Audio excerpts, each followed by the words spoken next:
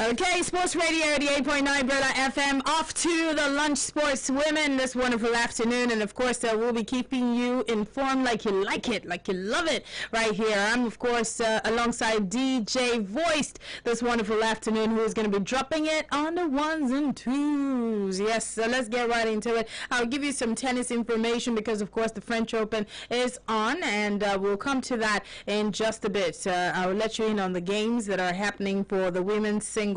Let's also let you know that, of course, so many countries out there are getting themselves gradually ready, yes, for the CAF Women Champions League, because, of course, from next year it's going to start off. I'm going to let you know that TP Mazembe, yes, has become the latest African side to start a female side. Yes, of course, this team has a male team, but right now they have created a female team. Yes, they have created a female side following in the steps of Mamelodi Sundowns right there in South Africa, Simba and Yanga, whose teams are already well established. So all of these teams, Mamelodi Sundown and of course TP Mazembe, they now have female sides. This means that the CAF Champions League is also going to be tough. They understand that there's a future there's a strong future, and of course there's a whole lot of progress and development in women club football on the continent. Don't forget, CAF is starting off the Women's Champions League. That's the CAF Women's Champions League. It's going to get started next year, and also that must also mean that soon to follow will be the Confederations Cup. So it opens up a whole lot of competition in the nearest future, and so they're also building up to all of that. I guess this is also going to mean that countries like Algeria, would start to think about that. Countries like Tunisia will start to think about that, in the Maghreb. Countries like that will start to also develop their female teams so as to look forward to the CAF Champions League. This is going to be very interesting. The maiden edition, of course, is going to be starting up next year. I remember talking with one of the top guys right there in a couple of teams earlier, and finding out if they would also delve right into it. The top teams like Eimba, for example, would they be having a female team in the nearest future? Rangers International, are they looking towards that? And also you have Kano Pillars. These are top teams right there. Were they also looking to having female side? What do you make of that? Do you want top teams like Eimba, for example, Rangers International, Kano Pillars, to have female teams also looking forward to the CAF Champions League? You can reach us on 07 000 889. Again, that's 07 000 889. But of course, that is not to take away from the teams that you already have there. You have great teams that are doing very well. Yes, you've got Rivers Angels. That is the female side of Rivers United. They are reigning supreme. They are doing absolutely well. They have reigned supreme for so many years. Do you think, because of the development that is now seen on the continent in women's football, should teams like Eimba, Rangers, Kano Pillars look at creating a female side of their teams? Do call us up 07 000 889. Again, that's 07 000 889. Hello. Yeah, welcome. Good afternoon. What is your name? All right, you should call us back. We would like to hear from you. The CAF Women's Champions League will start off next year, and of course the maiden edition is going to be is already well planned. So far so good. Teams are looking forward to it. I spoke with one of the top journalists right there in Ghana some time back, right here on the show, and if you remember, she said they are also getting set for the CAF the maiden edition of CAF Champions League. Hello. Hello. Yes, how are you? I'm fine. Good afternoon. Yeah, good afternoon. This is Samson. All right, Samson. Yeah, what you're talking about all these teams having their female teams or. What do you make of that? No, Nigeria. Let me say, we just get this initial gra something of such like. To start a team, you'll be eager to do it. Then after some time, it will just die down. That's what I'm just afraid of. But you have other teams too by the side that Rivers Angels, I use that as classic example. They are the ones reigning supreme in women football. Wow. And the same way too, Rivers United, like you know, they're doing great in the NPFL. In the NWFL, their female side doing great. So shouldn't teams like Kano Pillars, teams like Enyimba, teams like Rangers International, already you have Sunshine Queens. The male side is Sunshine Stars. Do you understand? So shouldn't other teams like that also take up that challenge to create a female team? Is what I'm saying. Anyway, so those two classical examples, you've got Rivers United, you've got Sunshine Stars. The female side of the female teams that they have are Sunshine Queens, okay, from Sunshine Stars, and of course the female side is Rivers Angels. Let's take some calls. Hello. Hello. Yeah, hello. How do you do? Good afternoon. My name is Chiedu. Chiedu, let's go. Yeah. I just want to know when... If you want to know anything, and it's not about what we are talking about, I'm sorry, bruv, we cannot talk. We have a talking point on ground at the moment, and it's all about the ladies, the lunch sports women. Again, 0700000889. Again, that's 0700000889. Do let us know what you feel. Should other teams as big as Caterpillars, Rangers, Enyimba take up that mantle? Hello. Hello. What's your name? My name is Frankie. All right, welcome. I heard you discussing concerning the female Yes, female sides. development football in Nigeria. Yeah. I think if that one can happen, it's a new development. So you think they should look into it? They should look into it. So that one that will create more employment in the female side, and also they will boost the economic freedom of Nigeria, because you know those female they have their own responsibility and their own quota to play in Nigeria football. I think it's very good. I embrace it, and it's very, very good. Okay. I encourage them to do it. Okay. All right. Very good. Thank you so much. Thanks so much. More calls 0700000889. Yes. It hasn't happened before now, but more and more of South African male sides are beginning to create their female teams. Yes, I've told you about Mamelodi Sundowns. I've also told you about Simba and Nyanga. Also now the newest of them all is TP Mazembe. All right, now they have created their own female side, and this is on roots. This perhaps is definitely connected to the CAF Women's Champions League. Of course, progress, development of the game in Africa is already here. So they are trying to do their very best to also develop their female side. Should other big teams that we have here in Nigeria consider that too? Hello? Hello, good afternoon. Yes, good afternoon. What is your name? Victor. Okay. I'm coming from Water. Your location is irrelevant, but thank you. Yes, we're talking about the female football. I think this team has been a female like they can also back them up in Africa.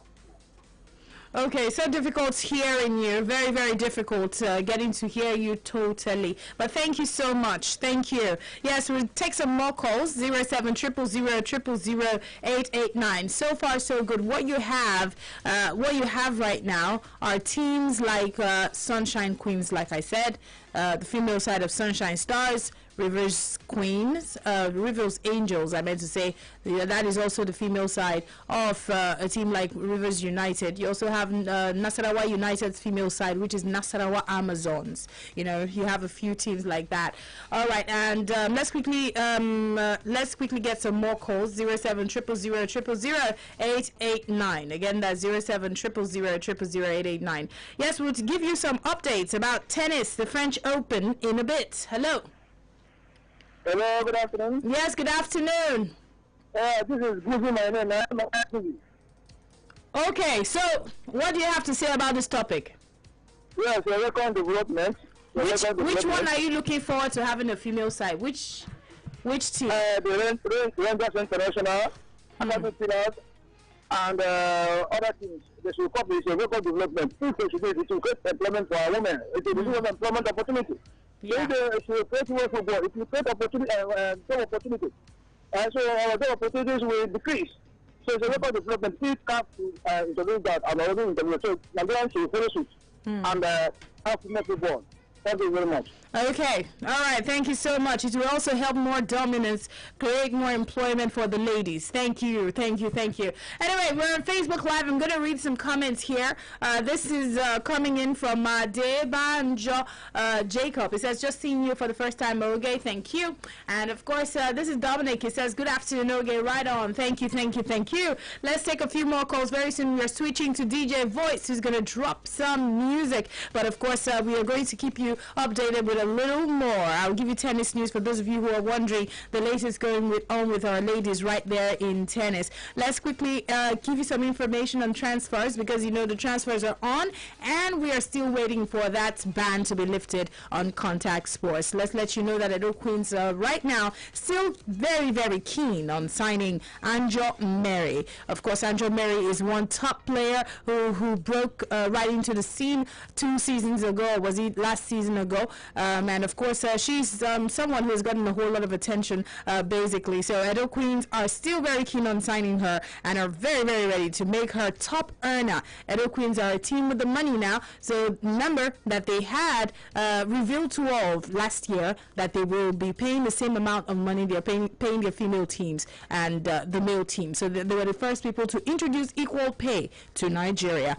So right now they're very keen on getting Anjo Mary. In fact, they want to make sure they make her the top earner at Edo Queens. That's if she arrives if she actually arrives at Samuel Ogumudia Stadium ahead of next season. And of course, Bayelsa Queens had initially said that the player is in for sale. They do not want to sell Anjo Mary because they know the kind of asset that she is, and so they have unequivocally disclosed that she is not for sale, and they are ready to offer her a new contract to continue her stay with Bayelsa Queens. But will Edo Queens be able to lure her away from Bayelsa Queens? I guess it remains to be seen, because last now money matter. So let's quickly move on from there, and of course let you in on another one, and someone who is just a young sensation. Yes, a young lady. Her name, of course, is Hembafin Ayatse. And of course, she might actually leave the Atiku Abubakar Stadium ahead of the new season. And the former Invincible Angels forward representative have been listening to a whole lot of offers that have been coming in from top NWFL Premier League sides, because they really want to snap up Hembafin Ayatse. She is a kid sensation, and she's been thrilling so many hearts out there. So it's expected that she might actually move to another club, leave her side, and leave the Atiku Abubakar Stadium to another side. Yes, she once played for Invincible Angels. Happens in this transfer window. Just keeping you updated with what is going on locally. And of course, I brought up the question about if teams, big NPFL teams should start thinking about having their own female teams too. Just a few of them actually have female teams. I give you examples of Nasarawa United. They have Nasarawa Amazons. You also have Rivers United. They have Rivers Angels.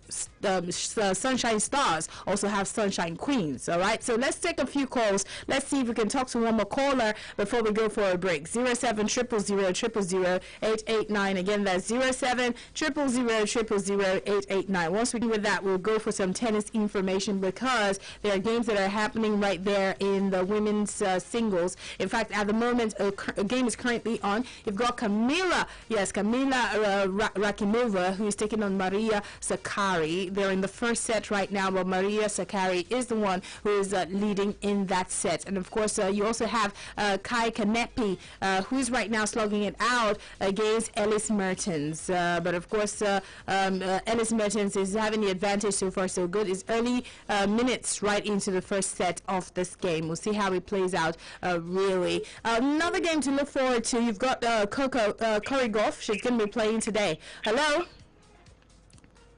Hello? Hello?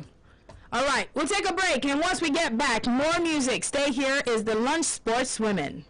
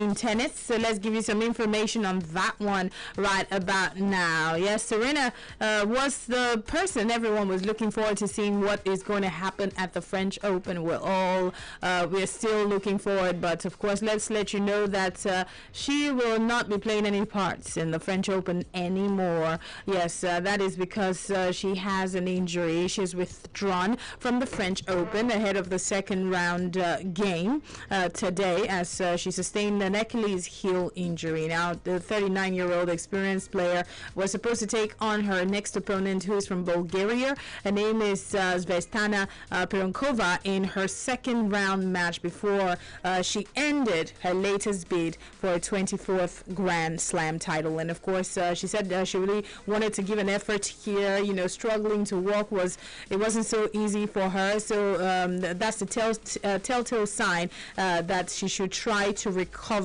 and take some time off to just get back to herself. And she says she thinks that she needs 4 to 6 weeks of sitting and doing nothing, at least for 2 weeks of just sitting down, so that her Achilles can get to heal.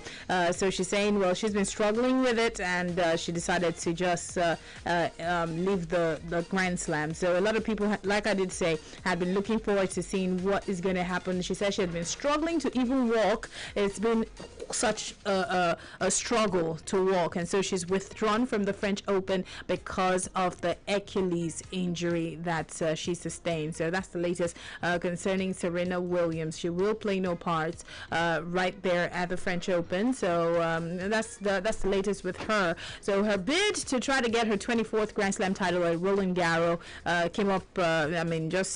Just ended just like that.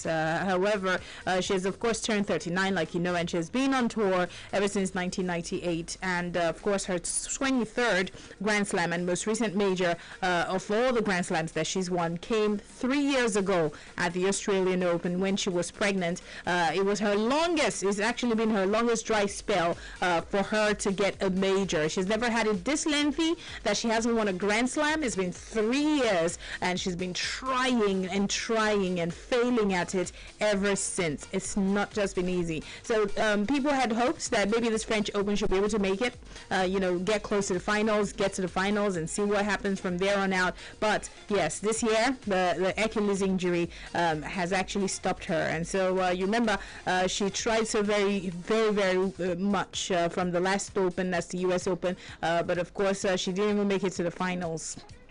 Anyway, let's see how it goes. And of course, this year has really not been so good for her. In Australia, you remember, she fell in 3 sets in the third round of the Australian Open to China's Wang Jian. While of course the cancellation of the Wimbledon did not really give her another chance to try out, because it was another roadblock for her. And of course, in the U.S. Open, like I did say, she did not. She only reached semi-finals, and of course, 6 of the world's top players opted not to play the US Open, and even regardless of that, all she could get to was the semi-finals. She did not get to the finals, and so Paris, everyone was hoping that she would get far and then see how it goes.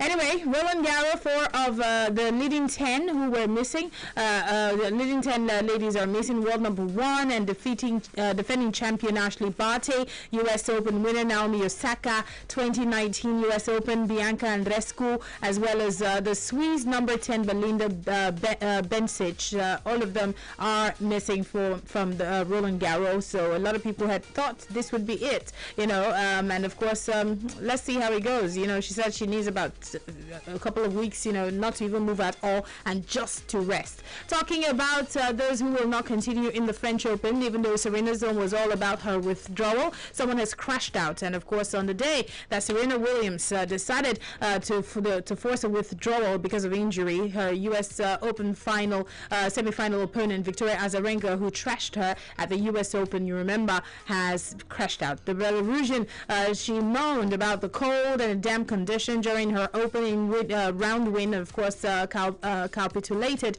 right there on the court, and she lost 6-2, 6-2 to Slovakia's Anna Karolina Shmedlova.